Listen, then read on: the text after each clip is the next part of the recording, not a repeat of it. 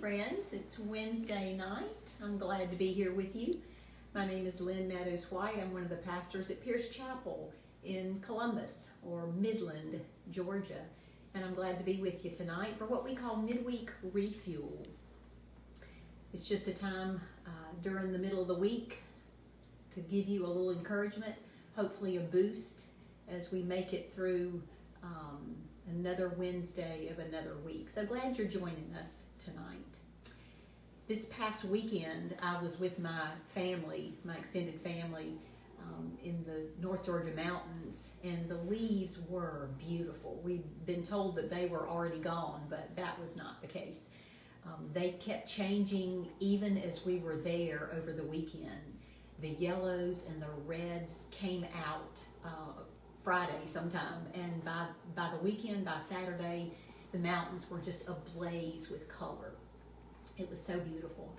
One night on the porch of the cabin we were renting, I spent a little time staring at the stars, and the night sky was gorgeous. The stars were brilliant. They were so easy to see. Looking up reminded me of the big God that we serve, the God who made all of that I was looking at, the one who flung the stars in place and created galaxies far beyond what we will ever be able to see. It reminded me of the words of the psalmist, Psalm 8. When I look at your heavens, the work of your fingers, the moon and the stars that you have established, what are human beings? The psalmist asks. What are human beings that you're mindful of them? Mortals that you care for them? Good questions. Staring up at that night sky, I was reminded of how big God must be, and frankly of how small we really are. With the psalmist, I could ask, who am I that you even notice me, God? I'm just one creature among billions and billions that you've made. And I would be right to say that. It's true. And yet, God reminds us over and over again that small as we are and forgotten as we may sometimes feel, we still matter greatly to Him. We each still matter greatly to God.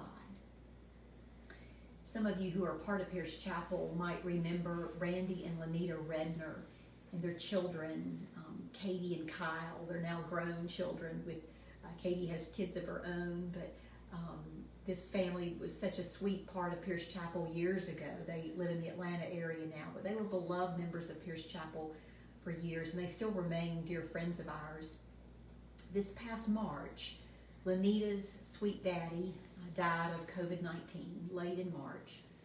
His name was Thomas E. Anglin. He was 85 years old, and he lived in Cumming, Georgia.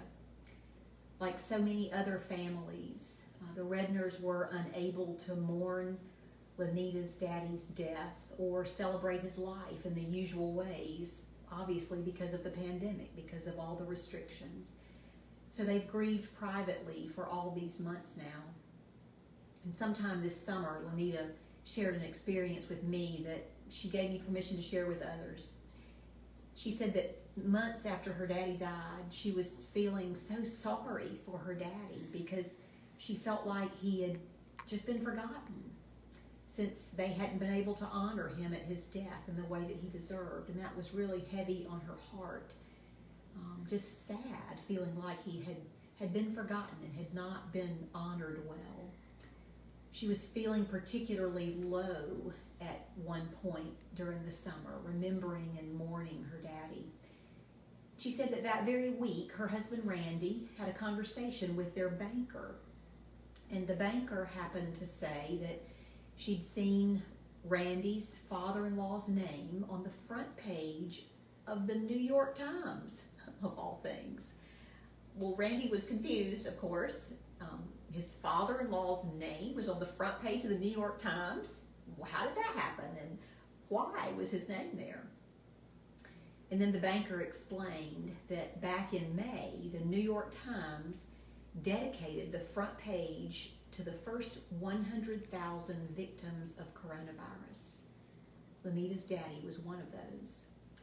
It seems that editors of the New York Times had read 100,000 obituaries from newspapers all across the country. And on the front page of that paper back in May, they listed each name, the date of death, and one summary line from each obituary. So there it was, her daddy's name, Thomas E. Anglin, age 85, Cumming, Georgia. And it read, he created many wonderful memories for his family. As Lanita was explaining all this to me in an email, she wrote, so here's my daddy's name on the front page of the New York Times for all to see. How ironic for such a simple man as my daddy, she says, such a simple man, for his name to be on the front page of the New York Times. And get this, she says, that particular newspaper was printed on May 24th, 2020, which would have been her parents' 63rd wedding anniversary. She concluded in that message to me, and she said, and I quote her, God is so, so good, and he hasn't forgotten any of us. When I look at your heavens, the work of your fingers, the moon and the stars that you have established, what are human beings that you are mindful of them, mortals that you care for them? What are human beings? We are God's beloved creations. In the midst of all the chaos and the crisis and the uncertainty of these days, God shows up in the most unexpected ways to remind us that though he is big, yes, he is big, we each still matter greatly to him. Every single one of us. So when you look up at a mountain range blazing with color, or when you gaze up at the night sky, yes, remember how big our God is. But also remember how precious you are. Remember that you are a unique, deeply loved creation of God. You belong to God, and you will never be forgotten. Friends, I hope this is a boost to you in the middle of your week. God bless you this week, and hope to see you Sunday on the Love Stream coming from Pierce Chapel at 10 o'clock. Take care. Bye-bye.